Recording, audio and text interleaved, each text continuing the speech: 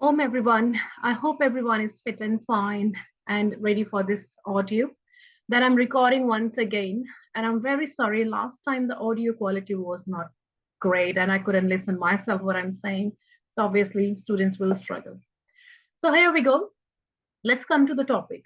आज जो हम बात करने वाले हैं वो मेनली हमारे चक्रास पे है. चक्रास हर बार हर ऑडियो में हम एक ही चक्र कवर करेंगे, सारे नहीं. तो सबसे पहली बात यह है कि ये चक्रास होते कहाँ हैं. बहुत कॉमनली पीपल से कि they are in our body, but which body? There are total 7 types of body. In this one individual there are 7 types of body. 7 प्रकार के शरीर हम में पाए जाते हैं. सबसे ऊपर की जो परत है शरीर की वो फिजिकल बॉडी है. उसके अंदर जो सेकंड परत है जो डीपर है वो एनर्जेटिक बॉडी है. तो आज हम 7 प्रकार के शरीर के बारे में बात नहीं कर रहे. आज हम बात कर रहे हैं अपने एनर्जी व्हील्स की. इसलिए let's come back to the topic again. Energy wheels ये रिजाइड करते हैं हमारे एनर्जेटिक बॉडी में जो 1 लेयर डीपर इनसाइड है. जो लोग बहुत मानो योगा करते हैं या कई प्रकार के आसन या स्पिरिचुअल जर्नी में हैं या बहुत पहुंचे हुए हैं, वो लोग बड़े आराम से अपने सेकंड लेयर बॉडी जो उनकी एनर्जेटिक बॉडी है उस पे काम कर लेते हैं और उसको फील करते हैं. They sense it very well and as a result their chakras they can work very nicely. यही एक वजह है कि योगा सेशन के दौरान I always say awareness inwards on chakras, वरना आप बाहर की दुनिया में ही रह जाओगे, अंदर कभी जा नहीं पाओगे. तो ये जो है हमारी एनर्जेटिक बॉडी है. अब एनर्जेटिक बॉडी जो है उसके अंदर आखिर है क्या?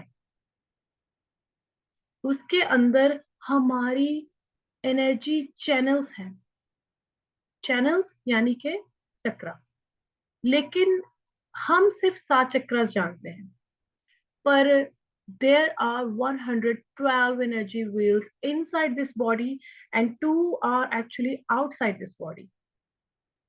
भगवान शिव ने, अगर कोई गलती से भी मेरे मुंह से कुछ गलत लफ्ज निकल जाए तो सॉरी, उनके बारे में बोलने के लायक मैं नहीं हूं, पर सिर्फ आपको इंफॉर्मेशन देना चाहती हूँ. उन्होंने 112 एनर्जी व्हील्स पे काम किया जो उन्होंने बताया कि हमारी बॉडी के अंदर है. और उन्होंने ये भी कहा कि 2 एनर्जी व्हील्स इस बॉडी के बाहर रहते हैं जो शैडो की तरह हमारे साथ साथ हर वक्त चलते हैं. तो अगर शिव ने 114 एनर्जी व्हील्स कह दिया तो यानी कि उतने ही हैं इस शरीर में. अगर उससे ज्यादा होते तो उन्होंने उस पर काम जरूर किया होता. So this is a piece of information that there are 114 chakras of our body, but people usually work on 7 energy wheels क्योंकि वो मेन है. इस वक्त भी बहुत से महापुरुष, बहुत पहुंचे हुए लोगों ने 8, 9 और यहाँ तक के 10 पे भी काम किया योग में, लेकिन हम बात करेंगे सिर्फ 7 की. तो दूसरी क्या चीज है हमारे इस एनर्जेटिक बॉडी में जो सेकंड लेयर है? पहले तो चक्रास हुए, दूसरा है उनमें नाड़ीज है जो हम प्राणायाम के दौरान, ब्रीदिंग एक्सरसाइजेस के दौरान उन पे काम करते हैं बार बार. So Ida nadi left side of the body, Pingala right side of the body and Sushumna Nadi in the center. So main goal we want to achieve is that we work on the center nadi of this body, है ना. इसलिए हम बार बार सारी नाड़ी पे काम करते हैं ताकि सेंटर नाड़ी से जो एनर्जी चैनल्स को पेयर्स करके ऊपर की ओर जा रही है उसमें से एनर्जी फ्लो हो सके अच्छे से. ठीक है. अब 72,000 नाड़ीज हैं इस बॉडी में, लेकिन हम 3 पे काम करते हैं. उसी तरह 114 चक्र हैं लेकिन हम 7 पे काम करते हैं. ठीक है. तो ये थोड़ा सा एक्सप्लेनेशन था कि आखिर ये चैनल्स होते कहाँ हैं. ये चैनल्स हमारी एनर्जेटिक बॉडी में होते हैं और इनको इसीलिए हम एनर्जी सर्कल्स या एनर्जी व्हील्स भी कह देते हैं. स्क्रिप्चर्स में इनकी जो शेप है जिसपे बहुत डिबेट होती है अक्सर, वो सर्कुलर ही बताई की है, तभी हमने इसको नाम दिया चक्र, गोल. दूसरी बात यह है कि इनका साइज क्या होता है, इस पे भी अक्सर बहुत डिबेट्स होती हैं. लेकिन हमारे जो स्क्रिप्चर्स हैं वो यही कहते हैं कि इनकी जो शेप है वो बहुत छोटी, जैसे छोटे से पेबल्स हों, जो हम बचपन में खेलते थे, छोटे कांच के पेबल्स उनकी जितनी होती है, लेकिन उनका aura could be very wide and bigger. It depends वो कितने स्ट्रॉन्ग हैं। ठीक है, तो छोटे जब आप विजुअलाइज करो वो छोटे से होते हैं, लेकिन you can expand their light within yourself bigger जब आप उस पर काम करो। ठीक है, तो अब हम बात करेंगे अपने मूलाधार चक्र की, जिसको हम इंग्लिश में रूट चक्र बोल देते हैं, रूट एनर्जी व्हील। इसकी एग्जैक्ट लोकेशन जानना बहुत जरूरी है इससे पहले कि हम इस पे कुछ भी काम करें। एग्जैक्ट लोकेशन इसकी है फीमेल एंड मेल में डिफरेंट, क्योंकि फिजिकल बॉडीज आर डिफरेंट। दूसरा, हम मेल और फीमेल की बॉडी में तो अंतर है, लेकिन उनकी ऊर्जा में भी अंतर है। अब इसकी एग्जैक्ट लोकेशन जो होती है वो है आपकी बैक पैसेज एंड जेनिटल्स के सेंटर में।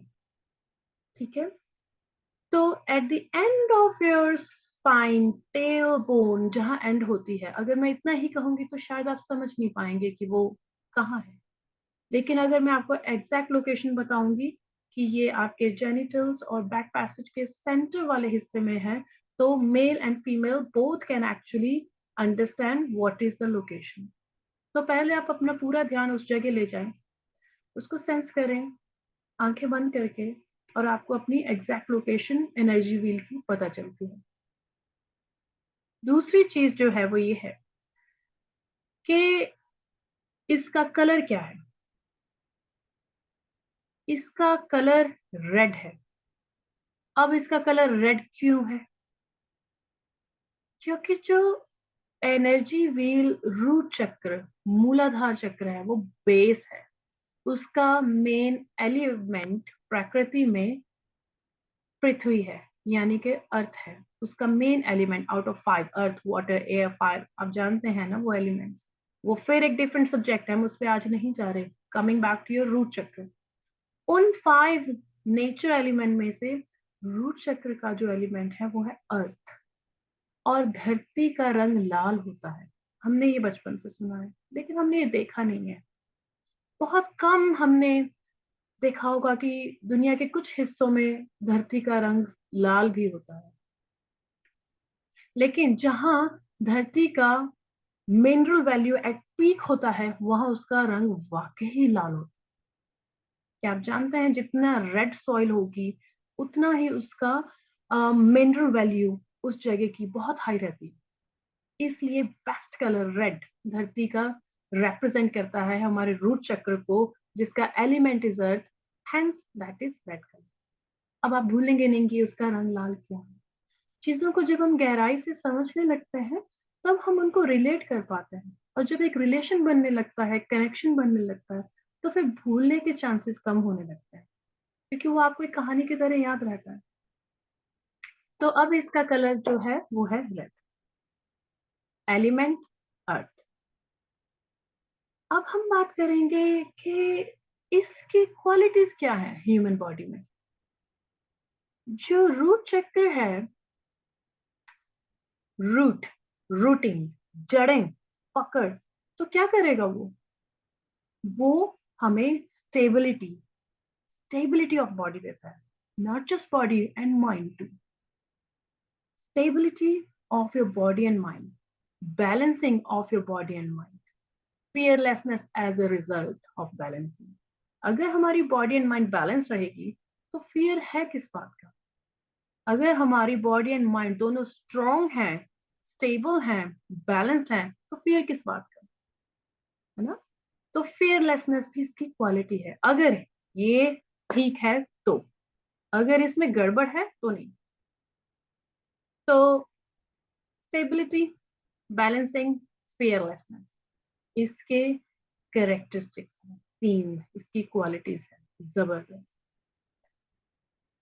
फिजिकल लेवल पे ये हमारे किस बॉडी के हिस्से को हेल्प करता है, वो है हमारा लोअर बॉडी का हिस्सा, जैसे कि हमारी लेग्स, नीज, एंकल्स, पी, हिप बोन, हिप्स, ये इनको स्ट्रेंथ देता है क्योंकि वो रूट है और नीचे के हिस्से को हमारे बैलेंस देता है ताकि पूरी बॉडी सीधी खड़ी हो सके। फिजिकल लेवल पे तो इसने ये काम किया, लेकिन एनर्जेटिक लेवल पे, इंटरनली, ये हमारी बॉडी माइंड को बैलेंस रख के उनको कनेक्ट रखता है। ठीक है, क्योंकि कहते हैं कि एक वीकर माइंड एक वीक बॉडी ही बना सकता है। अगर आपका दिमाग स्वस्थ नहीं है तो आपका शरीर कभी स्वस्थ नहीं हो सकता। इसलिए दोनों का मेल होना बहुत जरूरी है। तो ठीक है, अब ये बात हुई इसकी करेक्टरिस्टिक्स की।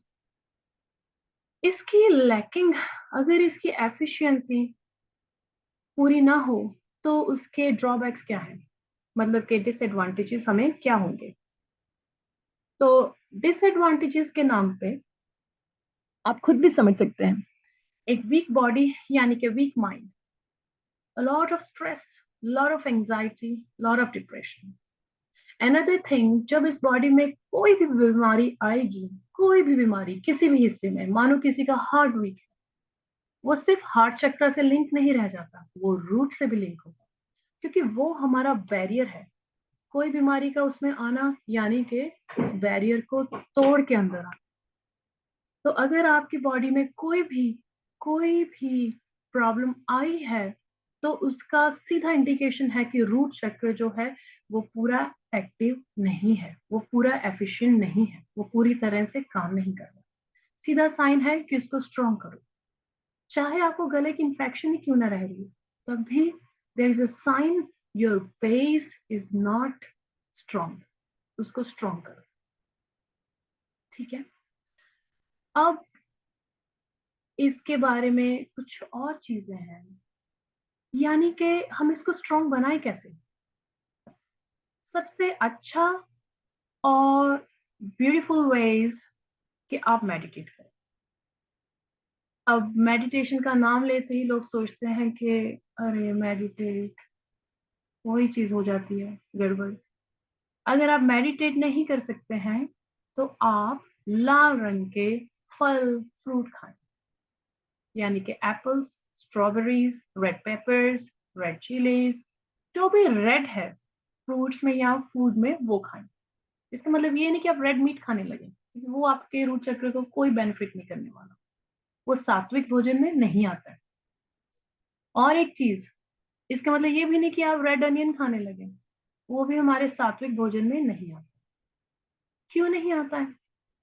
लोग अक्सर इस बात पे डिबेट करते हैं कि अनियन गार्लिक तो बहुत बेनिफिशियल है हेल्थ के लिए, ये क्यों नहीं आता।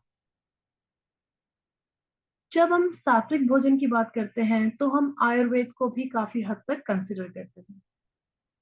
गार्लिक एंड अनियन दोनों ही हमारे शरीर के लिए अमेजिंग है, no doubt amazing, super amazing, लेकिन फिर भी सात्विक में नहीं है। इसकी वजह ये है कि वो एक औषधि है, औषधि यानी कि एक दवाई की तरह हमने उसको आयुर्वेदिक में रखा है, जो बहुत सुपर वर्क करती है अगर जरूरत हो तो। Let's take an example of paracetamol. Paracetamol, good medicine, it will work on your body when you need it. एक इंसान को साल में 4 5 10 बार पैरासीटामोल की जरूरत पड़ी, वो लेगा, बॉडी पे काम होगा, done, you get rid of the pain. एक इंसान है जो दिन में 4 4 पैरासीटामोल पेन के लिए ले रहा है, हफ्ते में कई कई बार ले रहा है, साल भर ले रहा है, तो जब दर्द हद से ज्यादा बढ़ जाएगा तो उसे और कोई स्ट्रॉन्ग डोज की जरूरत पड़ेगी, तब पैरासीटामोल काम नहीं करेगी। लाइकवाइज ये एक आयुर्वेद की औषधि है, लहसुन और प्याज। अगर हम इसे रोज कंज्यूम कर रहे हैं तो फिर आप इसे टेस्ट तक सीमित रखें, इसको औषधि के रूप में ना देखें। फिर लोग क्या कहते हैं कि जुकाम में, ठंड में लहसुन का वो तेल बना के हम लगाएंगे, जोड़ों पे लगाएंगे या पैरों के नीचे लगाएंगे और वो हमें स्वस्थ बनाएगा। ये आपका ड्रीम वर्ल्ड है, क्योंकि आपने उसको रूटीन फूड बना लिया है। सब to you, you want to keep it as a medicine और अ टेस्ट फूड। अगर आपने उसको टेस्ट फूड बना लिया है तो फैक्ट को एक्सेप्ट करें कि वो औषधि के रूप में अब काम नहीं करेगा। ठीक है, इसलिए रूट चक्र पे काम करने के लिए वी डोंट सजेस्ट इट, क्योंकि वो हमारी औषधि है, वो हमारा खाना टेस्ट वाला नहीं है, पेट भरने के लिए नहीं है, वो मेडिसिन है। तो इसलिए हम उसको सात्विक में काउंट नहीं करते। बस ये आप ध्यान में रखें। अब दूसरी चीज हमें क्या हेल्प करेगी इस चक्र को स्ट्रॉन्ग बनाने में? दूसरी चीज है रूटेड प्रोडक्ट्स, रूटेड जिनकी जड़ें हों, जैसे कि कैरेट्स, मूली, गाजर, है ना, शलगम, बहुत सारी चीजें जो रूटेड है। तो आप रूटेड फ्रूट्स, वेजिटेबल्स जो भी आपको मिलता है वो खाएं। ग्राउंडिंग इस रूट चक्र का एक बहुत प्यारा सा बेनिफिट है। ग्राउंडिंग, किसी को ग्राउंडेड रखना, दिमाग से भी शरीर से भी। शारीरिक ग्राउंडिंग क्या है? कि स्वस्थ शरीर जो अपने आप को सपोर्ट कर सके, जिसकी फाउंडेशन स्ट्रांग। मेंटली आप कितनी ही प्रोग्रेस करो लेकिन आप ग्राउंडेड रहते हो, आप पागल नहीं हो जाते हैं उस प्रोग्रेस के साथ। आप कितना ही कमाओ, आप फिर भी ग्राउंडेड रहते हो, आप नीचे रहते हो, धरती पे रहते हो, जमीन पे रहते हो, उड़ने नहीं लगते। ये इसकी बहुत खासियत है। तो ये तो हुई हम इसको स्ट्रॉन्ग कैसे बनाए। अब दूसरी चीज, बहुत से लोगों को पेट की बीमारियां रहती हैं, जैसे कॉन्स्टिपेशन हुई, पैनक्रियाज की प्रॉब्लम हो जाती है, आंतों की प्रॉब्लम हो जाती है, डाइजेशन की प्रॉब्लम, ब्लोटिंग, ब्लोटिंग खास तौर पे, वो सब भी इसी के वीक होने की निशानी है। क्योंकि इसका जो दोष है वो कफ है। 3 दोषा पाए जाते हैं, फिर से आयुर्वेद की तरफ चलेंगे और चक्र से लिंक करेंगे। जो रूट चक्र है उसका अगर दोष देखेंगे आप, तो वो कफ है। और कफ दोष के लोग वो हैं जिनकी लाइफ में स्टेबिलिटी बहुत है। स्टेबिलिटी किस डायरेक्शन में है इसको समझना भी जरूरी है। अगर आपकी स्टेबिलिटी सिर्फ आराम करने में, विश्राम करने में, खाने में, डे ड्रीमिंग में ज्यादा है, तो वो हमारे लिए हार्मफुल है। तो फिर सिर्फ आपकी फिजिकल स्टेबिलिटी है, मेंटल स्टेबिलिटी नहीं चल रही इस वक्त। तो कफ दोष जो होता है उसके फीचर होते हैं ठहराव। किसी भी चीज में ठहराव, ठहराव अच्छा है, लेकिन किस डायरेक्शन में है इसको समझना भी जरूरी है। क्योंकि रूट चक्र का एलिमेंट अर्थ है, लेकिन रूट चक्र के ऊपर जो सेकंड चक्र है सैक्रल, उसका एलिमेंट ऑलमोस्ट वाटर है। तो आप वाटर और अर्थ दोनों स्टेबल हो जाते हैं जब मिल जाते हैं, क्योंकि सोख लिया पानी एक तरह से धरती ने, ये समझ लो। तो वो स्टेबिलिटी होगी। तो कफ दोष के लोग जो होते हैं उनकी बॉडी जो होती है ना बहुत मोटी होती है ना बहुत पतली होती है, बीच बीच में कहीं होती है। और ये लोग वेट लॉस में बहुत स्ट्रगल करते हैं क्योंकि इनकी प्राकृतिक तौर पे जो बनावट है शरीर की वो ठहराव वाली है, धीमी गति वाली है। ये जिस जॉब में भी जाएंगे वहां लंबे टाइम तक सेटल रहते हैं। ये खाना भी खाएंगे तो बड़े आराम से खाएंगे, कोई भी काम करेंगे अपनी स्पीड पे करेंगे, रश नहीं करेंगे। सो पेशेंस होना इज गुड, लेकिन लिथार्जिक होना इज बैड। तो इन दोनों में जो अंतर है आपको उसको समझना, ठीक है। तो बॉडी को लेथार्जिक डायरेक्शन में ना ले जाके सिर्फ उसे एक पेशेंस लेवल तक रखना कि आप जो भी करो एंजॉय करो, दैट इज इम्पोर्टेंट। तो अगर बॉडी का मूवमेंट ज्यादा नहीं होगा, अगर आप लेथार्जिक साइड में जा रहे हो, लेस मोबिलिटी में, तो ऑटोमेटिकली इनडाइजेशन, गैस्ट्रिक इश्यूज, पेट के अल्सर के इश्यूज, कॉन्स्टिपेशन के इश्यूज, ये सारे शुरू हो जाते हैं। ठीक है, तो मेक श्योर आपकी मोबिलिटी बॉडी की काफी रहे।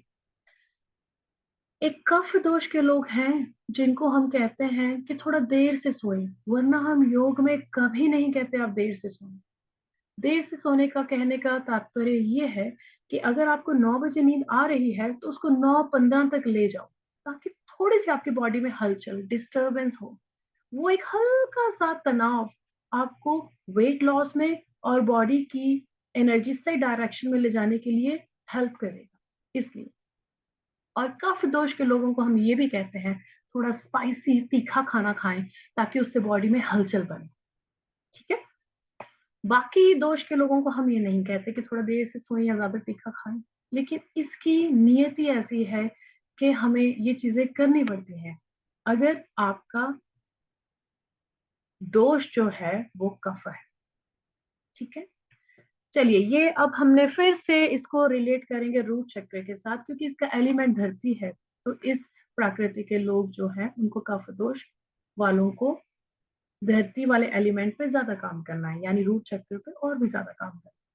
उनका पेट चक्र है ये, नीचे के चक्र जो होते हैं। रूट चक्र जो है उसका रंग तो लाल है, लेकिन उसके पेटल्स, उसकी पंखड़ियां, हर चक्र की कुछ पंखड़ियां हमें बताई जाती हैं जो संस्कृत के सारे अल्फाबेट से मैच करती हैं। जितने संस्कृत के अल्फाबेट्स हैं उतनी ही पंखड़ियां यहाँ तक हमारे शरीर में पाई जाती हैं। इसी वजह से हमने संस्कृत भाषा को एक प्योर भाषा का नाम भी दिया। यही एक रीजन था, क्योंकि उसकी हर पंखड़ी का जो पेटल का अल्फाबेट है वो उस भाषा में अल्फाबेट है। तो ये फिर से एक अगेन सब्जेक्ट हुआ, लेकिन for the sake of information you should know. 4 पंखुड़ियां हैं टोटल, और इन पंखुड़ियों पे हम अब मेडिटेशन के थ्रू काम करेंगे। अब बात करेंगे कि अगर मेडिटेट करेंगे तो चक्रा को कैसे स्ट्रांग बनाना है। पहले जो लोग सिर्फ मुद्रा पे काम करें, कैसे लेनी है मुद्रा। Your bigger finger join them together, बाकी सब फिंगर्स यू क्रॉस। ठीक है। इस मुद्रा में आपको बैठना है, हाथ ऊपर की ओर सीधा रख के। आंखें बंद करें मेरे साथ। सारा ध्यान जो मैंने आपको लोकेशन बताई है रूट चक्र की, वहां ले जाए। वहां ध्यान ले जाते ही आप रेड कलर का एक क्लोज्ड लोटस फ्लावर विजुलाइज करेंगे।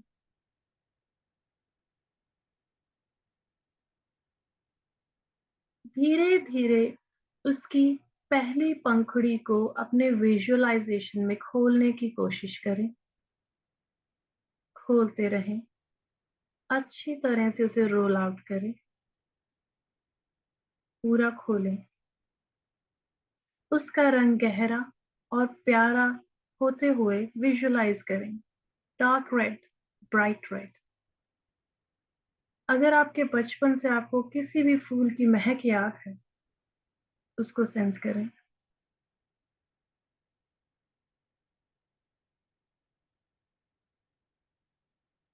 धीरे धीरे विजुलाइज करें कि दूसरी पंखुड़ी खुलने लगी है।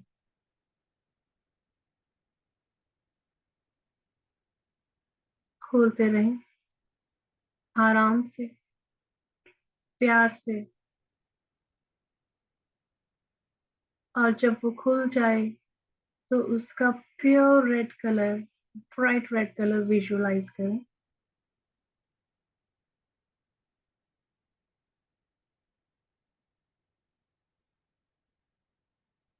अब आपकी चक्र की दोनों पंखुड़ियां खुल गई हैं। जब आप तैयार हो, धीरे धीरे अपना ध्यान तीसरी पंखुड़ी की ओर लेकर जाएं, towards third lotus petal. Start opening it very slowly in slow motion. Keep visualizing fire red, beautiful red, bright red color, absolutely delicate petal. Now visualize all 3 petals together.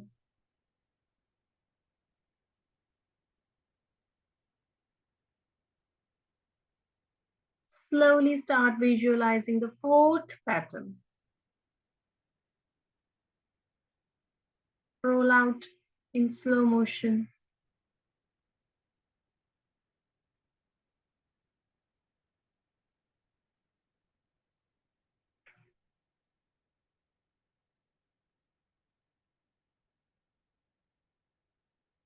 Now you can visualize the whole flower together.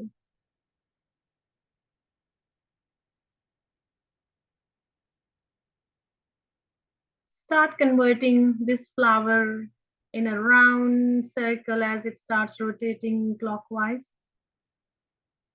And it will become a very small circle as it starts rotating. You will visualize a round circle.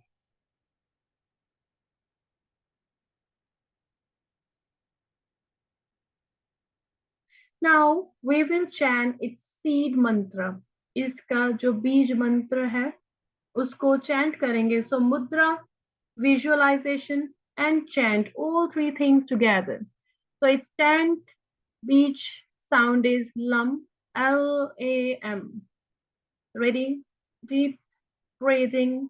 Inhale into your root chakra. Let it take all it needs from you. LAM.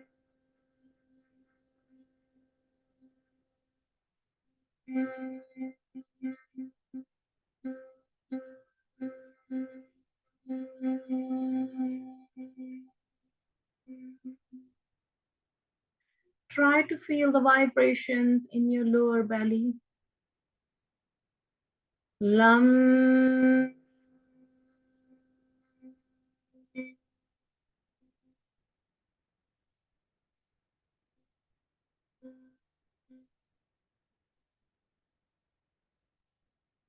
Let your energy wheel takes all it needs to become stronger and brighter. LAM.